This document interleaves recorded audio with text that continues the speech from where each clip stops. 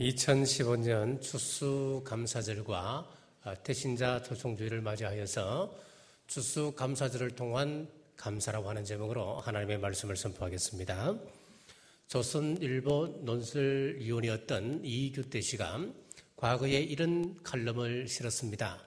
우리 한국인의 공통적인 질병이 하나 있는데 그것은 바로 감사결핍증이다라고 했습니다. 자, 어느 가게에 들어가서 물건을 사도 그 가게 주인이 감사합니다라고 하는 말 대신에 또 오세요라고 하는 인사를 합니다. 아이들에게 장난감을 사줘도 아이들이 감사합니다라고 하는 말 대신에 와 신난다. 그리고 젊은이니까 택시 정류장에서 시간이 바빠 어쩔 줄 몰라고 있을 때에 누군가가 양보를 해서 해주면은 감사하다고 하는 말을 들으면 참 좋겠는데 그 감사 듣기가 참 힘든다는 겁니다. 자, 그런데 서양 사람들은 일상적으로 가장 많이 쓰는 용어 50가지 중 28%가 감사와 관련된 언어라고 그럽니다. 왜 서양 사람들은 감사가 생활화되어 있을까요? 그것은 바로 기독교 영향을 받았기 때문이라 그럽니다. 그렇습니다. 우리 기독교는 감사의 종교입니다. 우리의 감사는 하나님께 드리는 것입니다. 하나님께서 우리에게 모든 것을 주셨기 때문입니다. 하루 살아가는 모든 생명은 하나님의 은혜로 살아갑니다. 하나님 주신 햇빛, 하나님 주신 물, 하나님 주신 공기로 우리는 하루하루 살아갑니다. 이런 모든 것의 대표적인 감사가 바로 추수감사입니다. 자, 오늘 첫 번째 추수감사절의 유래부터 살펴봅니다. 추수감사절은 두 가지의 역사적 배경을 가지고 있습니다. 먼저 성경적인 배경입니다. 출애굽기 23장 6절에 보시면은 맥추절을 지키라 이는 내가 수고하여 땅 밭에 뿌린 것의 첫 열매를 거둠이니라. 수장절을 지키라 이는 내가 수고하여 이룬 것을 연말에 밭에서부터 거두어 저장함이니라. 한 해의 농사를 마무리하고 그것으로 하나님께 감사하라 성경은 명령하고 있습니다. 자, 유대인들은 하나님이 말씀하신 이 절기를 지키기 위해서 7일 동안 초막을 짓고 살면서 조상들이 광야에서 40년 행진했던 것을 기념을 합니다. 그래서 이 수장절을 초막절 그렇게 이야기하기도 합니다. 그럼 왜 수장절이라고 이야기하겠습니까? 수확한 곡식을 창고에 거두어드린다라고 하는 의미에서 수장절 그렇게 이름을 불렸습니다. 곡식을 다 거두어드린 날 하나님께 감사합니다. 그래서 오늘날 추수감사절이 되었습니다. 이것이 성경의 근거입니다. 또 하나는 미국에서 청교도들이 드린 추수감사절이 있습니다. 16세기 영국의 헨리 8세는 여성 편력이 굉장히 심한 사람이었습니다. 첫 번째 부인이었던 캐더린이라고 하는 왕비가 있었는데 염증을 느끼고 이 사람을 버리고 새로운 왕비를 맞이하게 되는데 그 왕비가 캐더린의 신녀였던 엠블린이라고 하는 사람이었습니다. 자, 그러니까 신녀를 새로운 왕비로 받아들이니까 카톨릭에서 굉장한 반대를 합니다. 그러니까 이 헨리 8세가 어떻게 하느냐 하면은 카톨릭과 절교를 선언하고 이제 자기가 스스로 영국 국교를 만들어 버립니다. 그 후에 헨리 8세가 죽지요. 죽고 난 다음에 첫 번째 부인이었던 캐더린의 딸이 메리였습니다. 이 메리는 피의 여왕이라고 하는 별명을 가진 잔인한 사람이었습니다. 이 사람은 철저한 카톨릭 신자여서 개신교도들을 보는 대로 다 죽입니다. 그래서 피의 여왕이라고 하는 별명을 가지고 있습니다. 이 사람이 죽고 난 다음에 그 다음 왕이 누구냐 하면은 헨리 8세의 두 번째 부인이었던 엠블린의 딸 엘리자베스 1세가 여왕으로 등극을 합니다. 엘리자베스 1세는 카톨릭 대신에 아버지가 만들었던 영국 국교회를 더욱더 강화를 시킵니다. 이 영국 국교회가 오늘날 성공회라고 이야기를 합니다. 그런데 이 성공회의 특징을 잘 보시면은 형식은 카톨릭의 형식을 그대로 따릅니다. 모든 순서가 거의 카톨릭입니다. 그런데 다만 교회 정치에 있어서 그 수장이 교황에서 국왕으로 바뀐 것밖에 없습니다. 그러니까 이 개신교도들이 가만히 보니까 이것은 카톨릭하고 똑같거든요. 그래서 영국 국교회를 거부합니다. 그 예배에 들어가지를 않고 이들이 개신교도들이 새로운 종교를 교파를 하나 만듭니다. 그것이 바로 청교도들입니다. 자, 그래서 이 회중교회를 만들었던 이 청교도들이 자기들 아버지가 만든 국교회를 반대를 하고 있으니까 엘리자베스 여왕이 괘씸하게 생각해서 기독교 성직자들을 죽이기 시작하고 수많은 청교도들을 핍박하기 시작했습니다. 어쩔 수 없이 개신교도들에게 자유를 허락하고 입국을 허용했던 네덜란드로 이 사람들이 전부 다 망명을 갑니다. 거기서 이제 좀 평안하게 신앙생활 할 수 있겠다 생각을 했었는데 얼마 지나지 않아 영국과 네덜란드 사이에 협약이 하나 이루어지는데 네덜란드 내에 거주하고 있는 청교도들을 전부 다 체포해서 영국으로 보내주는 것이었습니다. 자, 어쩔 수 없이 이 청교도들이 신앙의 자유를 찾아서 이제 신대륙으로 떠나가게 되는데 그때 떠나갔던 청교도들이 35명이었습니다. 35명과 함께 합류했던 무리가 있었습니다. 신천 신대륙에 가면 일확천금을 누릴 수가 있다. 상인들 65명이 함도를 합니다. 여기에다가 배 선장 1명까지 해서 101명이 메이플라워를 타고 1620년도 미국에 도착을 했습니다.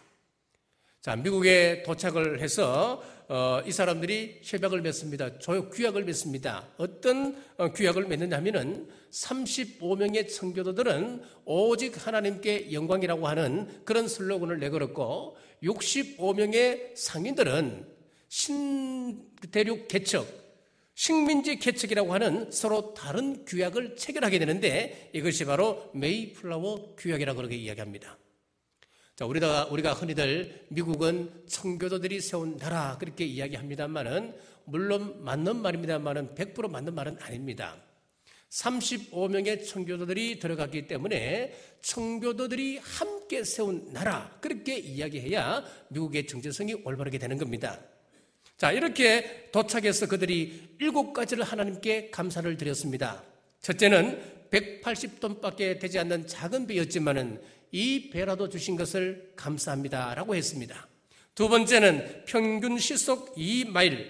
2마일은 어떤 속도냐 하면은 우리가 평소에 걷는 그 걸음보다도 더 느린 속도입니다.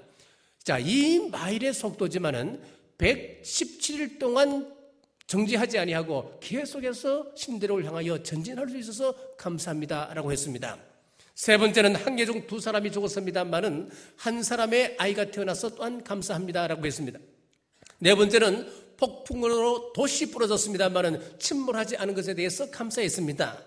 다섯 번째는 여자 몇 명이 바다에 빠졌습니다만은 그들이 무사하게 구조될 수 있어서 또한 감사를 했습니다.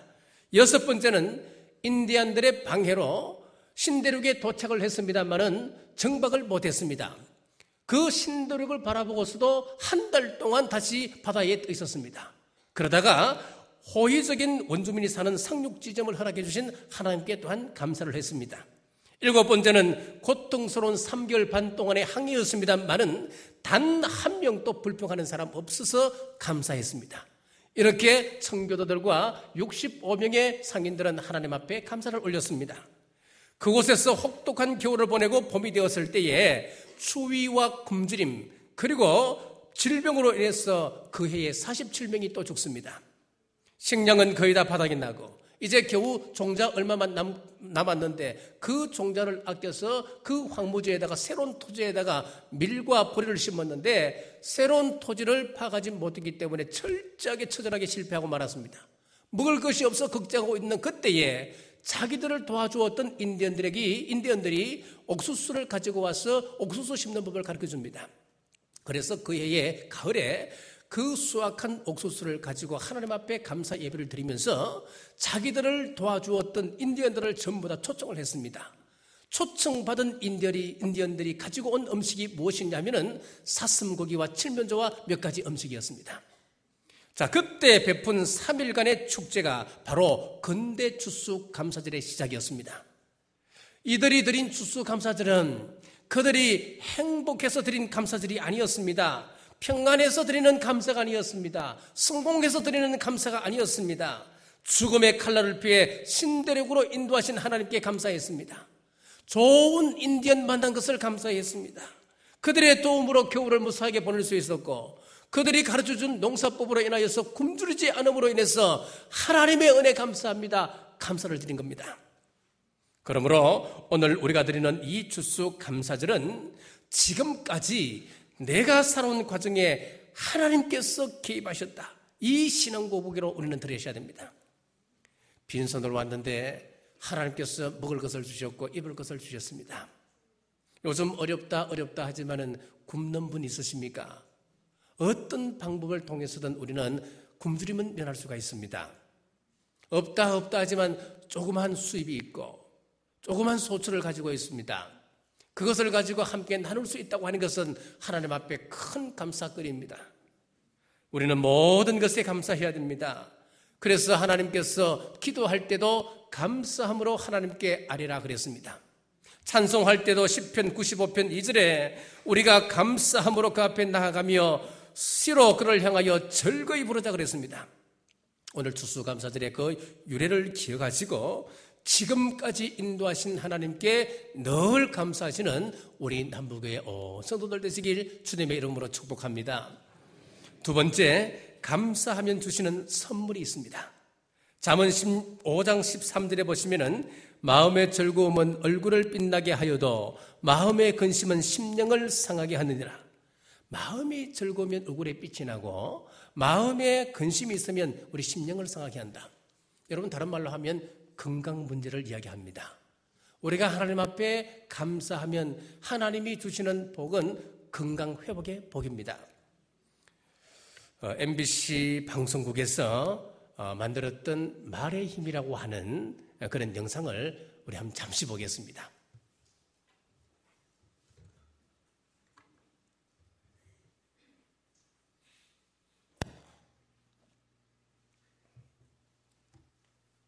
나요. 매일같이 쉴 새 없이 말을 하는데 뭘 그런 것까지 신경 쓰느냐고요? 글쎄요, 과연 그럴까요? 무심코 내뱉은 말 한마디 속에 엄청난 비밀이 숨어 있습니다. 실험 다큐 말의 힘, 자, 이제부터 시작합니다.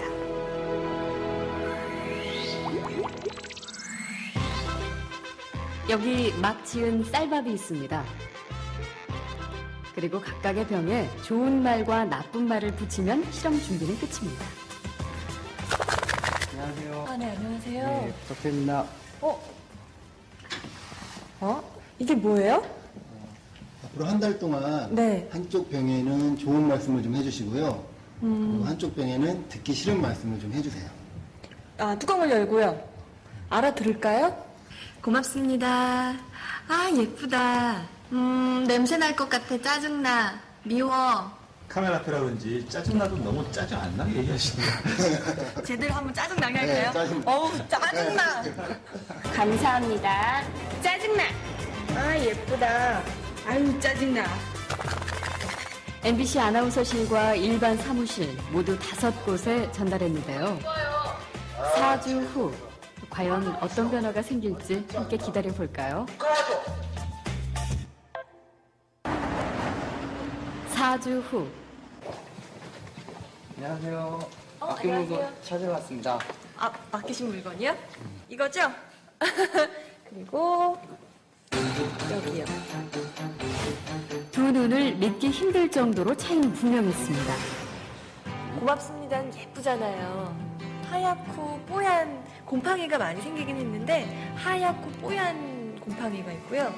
이거는 좀 짜증나는 곰팡이가 생겼달까? 이 붙은 이름 그대로 따라간 것 같아요.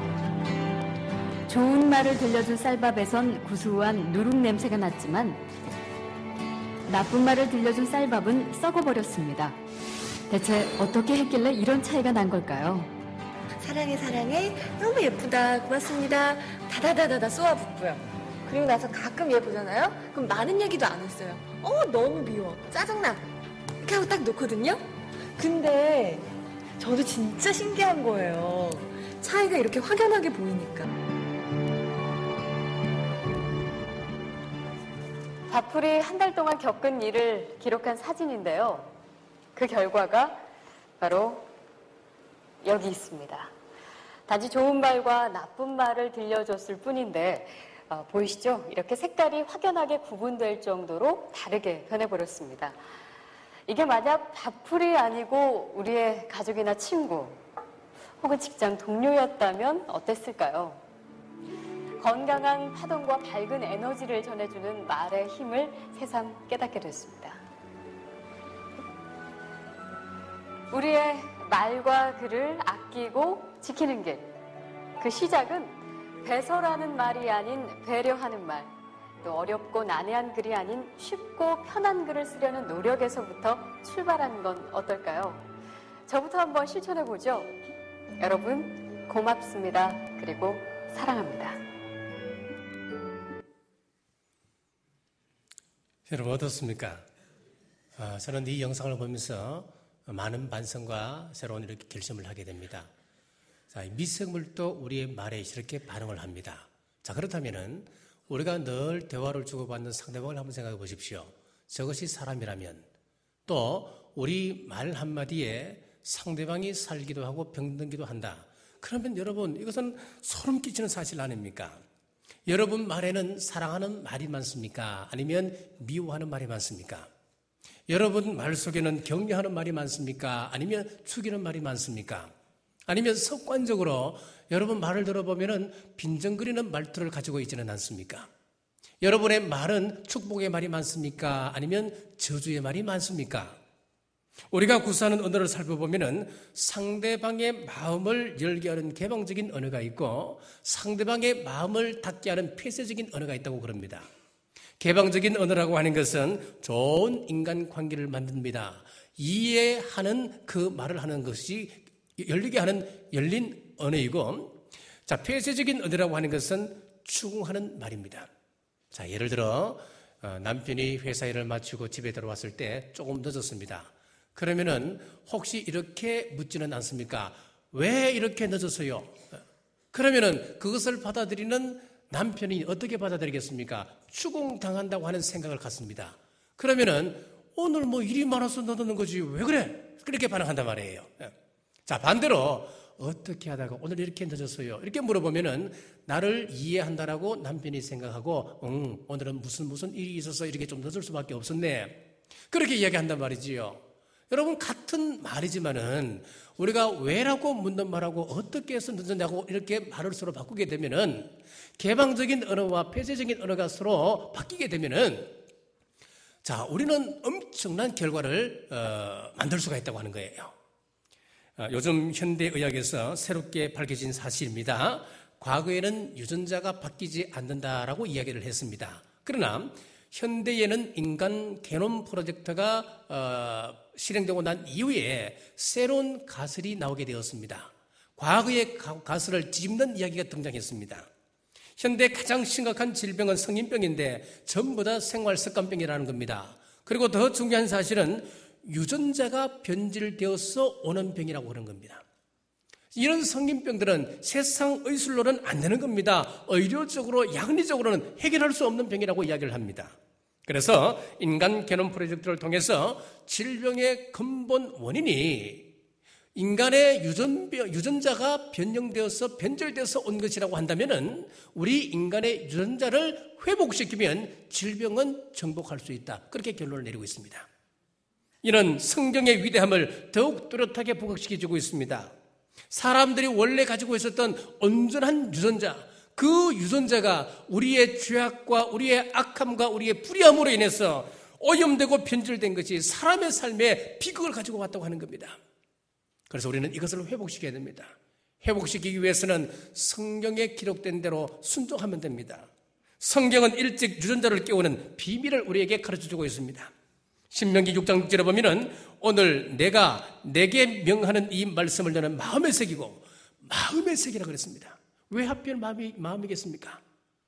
에레미야 15장 16절에 보면 주의 말씀은 내게 기쁨과 내 마음의 즐거움이오나 내 마음이라 그랬습니다. 여러분, 유전자는 먼저 마음의 생각에 반응한다고 밝혀졌습니다. 그래서 성경은 곳곳에서 마음을 중요시합니다. 하나님께 감사하라. 범사에 감사하라. 어떤 일이 있어도 감사하라. 오늘 2부 찬양대가 어떤 찬양을 했냐면은 이래도 감사, 저래도 감사, 무슨 일을 당해도 감사, 저래도 감사, 계속해서 감사만 쭉 나열하는 그런 찬양이었습니다. 자, 얼마나 감사하든지요. 그 노래 가사가 얼마나 가슴에 와닿던지요. 자, 그러면은 유전자의 입력이 된다는 겁니다. 우리 주님께서 마태복음 5장 21절에서 22절에 이렇게 말씀합니다. 옛사람에게 말한 바 살인하지 말라. 누구든지 살인하면 심판을 받게 되리라 하였다는 것을 너희가 들었으나 나는 너희에게 이르노니 형제에게 노하는 자마다 심판을 받게 되고 형제에 대하여 나가라 하는 자는 공경에 잡혀가게 되고 미련한 놈이라 하는 자는 지옥불에 들어가게 되리라. 이 말씀은 무슨 말씀이냐면 지금 우리 주님께서 유전자 이야기를 하고 계십니다. 구약시대는 우리가 행동으로 사람을 죽여야 그것을 살인자라고 그랬고 그 사람은 심판할 수 있었는데 우리 예수님께서는 어떻게 이야기합니까? 노하기만 해도 심판받는다. 친구에 대해서 나가라고 이야기해도 심판받는다. 여기서 나가라고 하는 것은 유대인들 사회에서 굉장히 큰 욕입니다. 욕설을 뽑아도 심판받는다. 그리고 미련한 놈이라 해도 심판받는다. 왜 우리 주님께서 이런 말씀을 하실까요? 우리 유전자는요, 내가 마음만 먹어도 이미 행동한 것으로 인식을 해버린답니다. 우리 유전자는 내가 말만 해버려도 이미 행동한 것으로 인식을 해버린다는 겁니다. 그러니까 함부로 우리가 생각도 해서는 안 되고 함부로 우리가 말해서도 안 된다고 하는 겁니다. 대신 우리는 항상 기뻐하고 범사에 감사하라 그랬습니다. 이것이 회복의 시작입니다. 한때 우리가 기쁘게 웃으면은 엔돌핀이 우리에게서 생성된다 그랬잖아요. 그런데 요즘 현대의학에서 밝혀진 것은 이 엔돌핀이 참 좋은데 이 엔돌핀보다도 4,000배 강력한 바이돌핀이 있다고 하는 것을 밝혀내었습니다. 이 바이돌핀은 암을 이깁니다. 암을 죽입니다. 그러면은 이 바이돌핀이 언제 생성되느냐 하면은 엔돌핀이 기뻐 웃을 때에 엔돌핀이 나온다 하면 이 바이돌핀은 내 마음속에 진정으로 감사한 마음이 있을 때, 감사할 때 우리에게서 생성된다고 하는 거예요. 헨리는 감사는 최고의 항암제며 방부제며 해독제라고 했습니다. 밀려는 사람은 감사의 크기에 따라 행복의 크기가 결정된다 그랬습니다. 본회부는 감사를 통해서 부자가 된다고 그랬습니다. 전부 다 유전자 이야기입니다. 또 어떤 이는 감사는 은혜 받는 그릇이라고 그랬습니다. 그러므로 우리가 하나님의 은혜를 많이 받으려면 우리는 감사로 그릇을 만들어야 됩니다. 우리가 감사하지 아니하면 우리는 그릇은 없습니다. 그래서 이번에 새벽기도 총진군 때 우리가 성품에 대해서 함께 나누었는데 이 성품이 얼마나 중요하던가요? 수많은 성품이 있지만 그 가운데 7가지만 다루었었는데 그것만 봐도 우리에게 충격적으로 그 말씀이 다가오지 않습니까, 여러분? 하나님 앞에 내가 축복을 누려야 되고 하나님의 은혜를 누려야 되겠는데 그 은혜를 누릴 수 있는 방법이 뭐였습니까? 비결이 뭐였습니까? 성품이라 그랬잖아요. 그래서 성품 속에 숨어있는 하나님의 축복인 거예요. 자, 마찬가지입니다. 우리가 감사가 없으면 받은 은혜 다 쏟아집니다. 다 뺏겨버립니다. 상실해버립니다. 과학자들은 이런 주장을 또 합니다. 모든 물질과 생명은 외부 정보에 의해서 영향을 받는다, 그렇게 이야기했습니다. 그래서 오히려 기를 때에 고맙다, 감사하다라고 이야기하고 길은 오이하고 아무런 이야기 없이 그냥 방치해서 키운 오리하고는 무게에서부터 차이가 난다는 이야기입니다. 옛날 우리 선조들은 참 지혜로운 분들이었습니다. 부인이 임신을 하게 되면 태교를 시켰습니다. 태아교육을 시켰단 말이에요. 그래서 그 산모가 걷는 걸음걸음마다 조심조심을 시켰습니다. 뛰어다니지 못하게 했습니다. 경거망동하지 못하게 했습니다. 말을 함부로 하지 못하게 했습니다. 좋은 소리 듣게 했습니다. 좋은 그림 듣게 했습니다. 자, 이렇게 하면 정보가 아이들에게 전달된다는 것이었습니다. 이 아이의 유전자에 입력이 된다고 생각을 했습니다. 일본의 히가테로라고 하는 사람이 이런 주장을 했습니다. 우리 몸속에 좋은 균, 나쁜 균은 소수에 불과하고 우리 몸의 대부분을 차지하고 있는 균들은 중립적인 균, 기회주의적인 균들이다, 그렇게 이야기를 했습니다. 대부분을 차지하고 있는 이런 중립적인 균들이 밖으로부터 어떤 정보가 들어오느냐에 따라서 이 균들이 반응을 보이기 시작하더라는 겁니다. 예를 들어서 내 마음에 미워하는 마음이 생기기 시작하면은 중립적인 균들이 전부 다 미움 쪽으로 달라붙더라는 거예요. 그래서 잠을 자도 이 미움의 분 때문에 잠을 자지 못하고, 밥을 먹더라도 이 미움 때문에 소화를 지키지 못하고 취하는 경우가 참 많았다는 거예요. 반면에 사랑합니다, 감사합니다 라고 말하면은 중립적에 있던 이 균들이 전부 다 감사 쪽으로, 전부 다 사랑 쪽으로 가버립니다. 밥을 먹어도 바이돌핀이 흐르고 모든 것이 사랑 쪽으로 모아집니다. 그래서 우리 손도 사랑하는 손으로, 우리 발도 사랑하는 발, 사람을 살리는 발이 되다는 거예요. 우리 믿음에서 이것은 중요합니다. 우리 믿는 사람들은 믿는 대로 됩니다. 성경에서 곳곳에 선포하지 않습니까? 네 믿음대로 될지어다 그러잖아요. 우리가 성경에 보면 믿음대로 됩니다, 여러분. 내가 감사하면 감사거리가 생기기 시작하는 겁니다. 우리가 기뻐하는 믿음을 갖고 기뻐하면 우리 삶 속에서 기쁨이 생기기 시작합니다. 모든 신체가 내 믿음대로 전부 따라갑니다. 오늘 말씀을 듣고 돌아가시거든 혹 짜증스러운 일이 일어나더라도 감사해 보십시오. 얼굴 찡그릴 일이 생겨도 오늘 이 유전자 생각을 하면 여러분들이 인상을 찡그릴 필요가 없습니다. 감사합니다. 웃어보십시오. 그러면은 내가 상상치도 못할 일들이 내 주위에서 일어나게 될 줄 믿으시기 바랍니다. 전에 한번 말씀을 드렸습니다만은 오늘 유전자 이야기를 하니까 또 이야기를 하지 않을 수가 없네요. 김정복규 씨라고 하는 논술위원이 있었습니다. 이분이 이런 재미난 칼럼을 실었습니다. 어떤 칼럼이냐면은 노래 가사와 그 노래를 부르는 가수는 숙명적인 관계다, 그런 이야기를 했습니다. 이 이야기는 무슨 이야기냐면은 작곡가로부터 가수가 노래를 받아서 자기 노래를 만들기까지 적어도 3,000번 이상은 그 노래를 불러봐야 된다는 거예요. 연습할 때 그냥 부르겠습니까? 아니에요. 그 가사 하나하나에 내 감정을 싣고 내 의지를 심고 다 실는 거예요. 그래서 내 노래로 완성이 될 때는 이미 그 노래 가사의 주인공이 되어져 있다는 거예요. 그래서 이런 이야기를 했습니다. 영시의 이별을 부른 배호, 그는 정말 영시에 죽었다 그랬습니다. 30세 쩌매를 부른 김광석, 그는 30대 초반에 세상을 떠났습니다. 간다 간다 나는 간다, 너를 두고 나는 간다. 김정호 20대에 죽었습니다.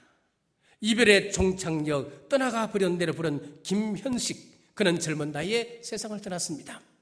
우리 한국 최초의 가수였던 윤심덕, 그는 사회 찬미를 불렀습니다.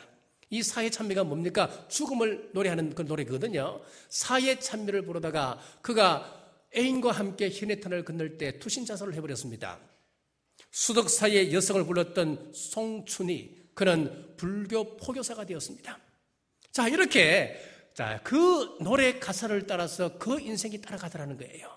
비극적인 노래를 불렀던 사람은 비극적으로 인생이 끝났습니다. 반면에 이 노래 하나 때문에 인생이 바뀐, 운명이 바뀐 사람이 있다는 거예요. 바로 대표적인 사람이 노사연입니다. 그 사람은 얼굴도 크고 크게 몸매도 잘 예쁘지도 않는데 이 만남이라고 하는 그 노래 한번 부르고 난 다음에 이무송 씨를 만나서 지금 행복하게 살고 있다는 이야기입니다. 정광태, 독도는 우리 땅, 한때는 금지곡이 되었습니다만은 그가 이 노래를 부르다가 지금 독도 명예 군수가 되어 있습니다. 자, 그러면서 사람들은 이 가수는 그가 불렀던 노래 가사대로 인생이 따라가더라, 그러면서 재미난 이런 칼럼을 실었습니다. 여러분, 이 이야기는 단순한 이야기가 아닙니다. 우리 유전자에 어떤 정보를 주느냐, 이것은 믿음 이야기요 성품 이야기입니다. 여러분, 감사를 회복하심으로 우리의 유전자가 회복되고 건강이 회복되시기를 간절히 바랍니다. 큰 믿음 거두시는 여러분 되시길 주님의 이름으로 축복합니다. 자, 세 번째, 우리가 추수감사절의 기원에 대해서도 살펴보았고, 그 사람들이 감사할 조건이 크게 있어서 감사한 것이 아니었습니다. 작은 것을 감사의 조건으로 알고 감사를 했던 사람들이었습니다. 목숨 구해서 그 죽을 고생하면서 대서양을 건넜던 그것을 감사했습니다. 또 우리가 하나님 앞에 감사하면 건강의 복을 주시고 우리 유전자가 회복되는 그런 복을 주신다 그랬습니다. 그러면은 이 중요한 감사를 어떻게 우리가 관리하고 우리가 어떻게 해야 이 감사의 성품으로 바뀔 수 있겠냐는 겁니다. 자, 세 번째는 감사는 훈련입니다. 디모데전서 4장 2절에 보시면은 4장 7절에 보시면은 망령되고 허탄한 신화를 버리고 경건에 이르도록 내 자신을 연단하라 그랬습니다. 연단하라 그랬어요. 감사는 절대 저절로 되지 않습니다. 감사는 훈련입니다. 감사가 습관이 되어지면 그 사람은 감사의 성품이 됩니다. 나도 알지 못하는 사이에 어떠한 성편에 닥치더라도 우리는 감사가 내 입에서 튀어져 나옵니다. 원망도 여러분 습관입니다. 원망하고 불평하는 사람들은 무엇을 보든지 부정적으로 봅니다. 장점보다는 단점을 보고 되는 쪽보다는 안 되는 쪽을 보기 시작합니다. 그렇기 때문에 일부러라도 우리는 감사하는 성품을 가져야 됩니다. 감사를 훈련하셔야 됩니다. 무엇보다 감사할 가장 큰 이유는 죄에서 우리를 구원하신 하나님의 은혜 때문에 우리는 감사해야 됩니다. 하나님께서 예수 그리스도를 이 땅에 보내주셔서 우리를 구원하셨습니다. 독생자를 십자가에 내어주시고 그 구속의 피로 말미암아 우리를 저주에서 생명으로 축복의 길로 인도해 주셨습니다. 이것은 세상 무엇과도 바꿀 수 없습니다. 세상에 없는 은혜입니다. 이것만으로도 우리는 평생을 감사해도 부족합니다.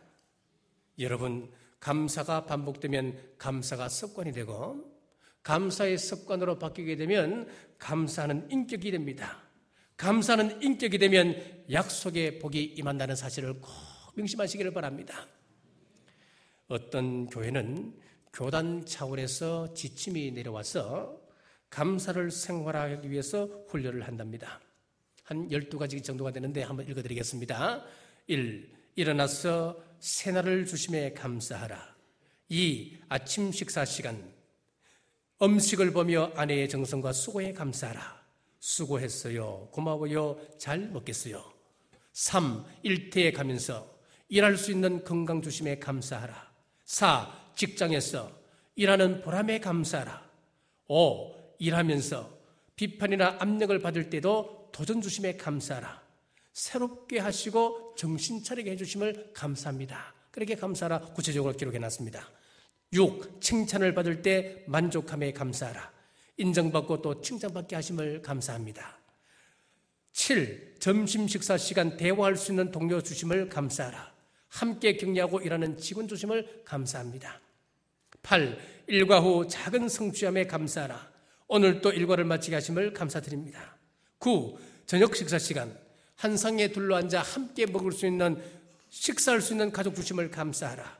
사랑하는 가족이 있음을 감사합니다. 10. 신문, TV, 책을 보면서 여가 주심에 감사하라.